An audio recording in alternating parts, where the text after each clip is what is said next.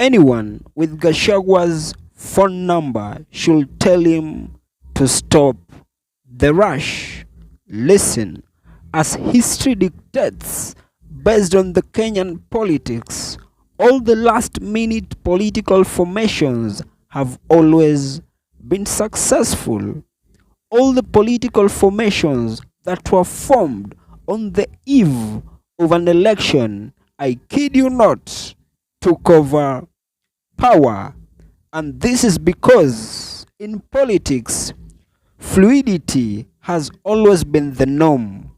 If you remember pretty well, back in 2002 general election, each election witnessed the emergence of a new political alliance that were primarily formed to secure victory. And guess what? The only detriment that come with these 11th hour political formations is that they usually are very much short-lived, or in short, they never last. If they typically short-live, this is simply to mean early political formations formed years before a general election often always collapse. And the reason why they stand a better chance to collapse is due to factors like 1. Betrayal, 2. Shifting ambitions, and 3. They collapse because of maybe some internal disputes within the coalition, and that is if I am just to mention but a few. That is why I began this broadcast by categorically stating that anyone with Rigath's phone number should ask him to stop the rush. And this is because the closer these political formations are formed to a general election, the less opportunity for destructive dynamics to play out. However, this being politics, the former deputy president must first master the art of timing.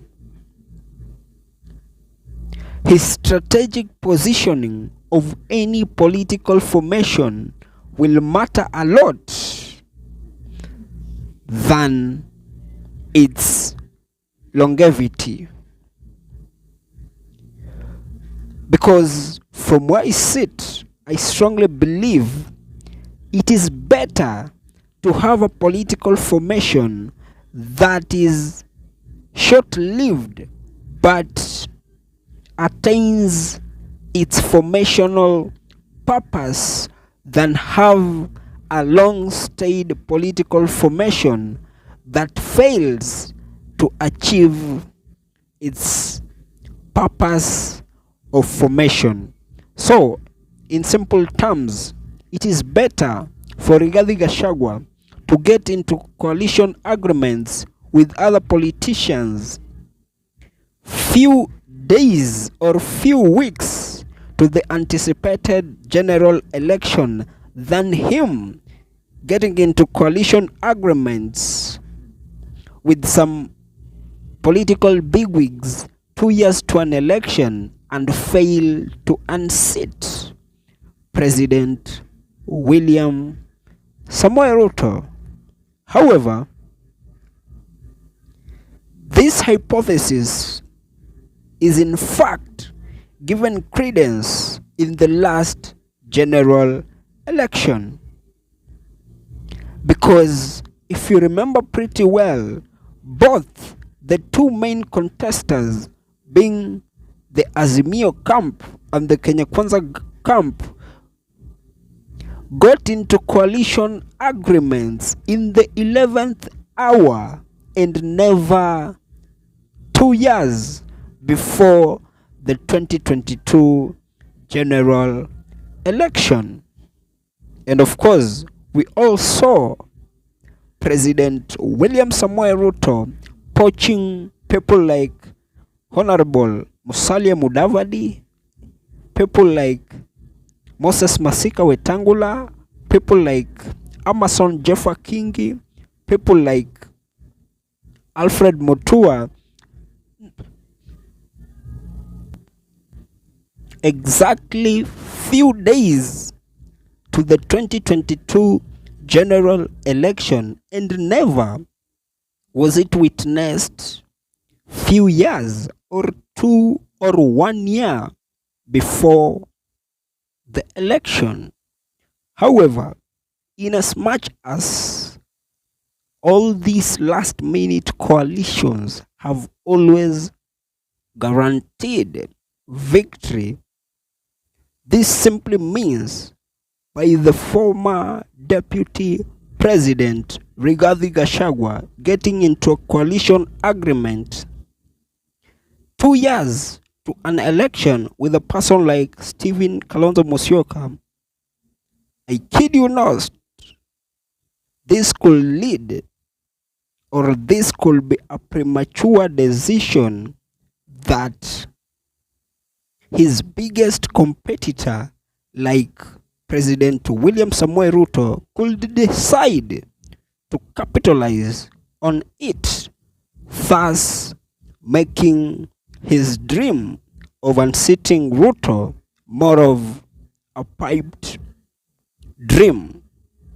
And that's the reason as to why in the last 2 to 3 days we all saw him saying that, or telling Kenyans that President William Samoei Ruto had decided to send Oscar Sudi to coerce Stephen Kalonzo Musyoka so that he can join the broad-based government. And this gives credence onto the reasons as to why coalitions formed on the 11th hour usually are very difficult or next to impossible to be compromised than when a coalition is formed either a year or 2 before a general election.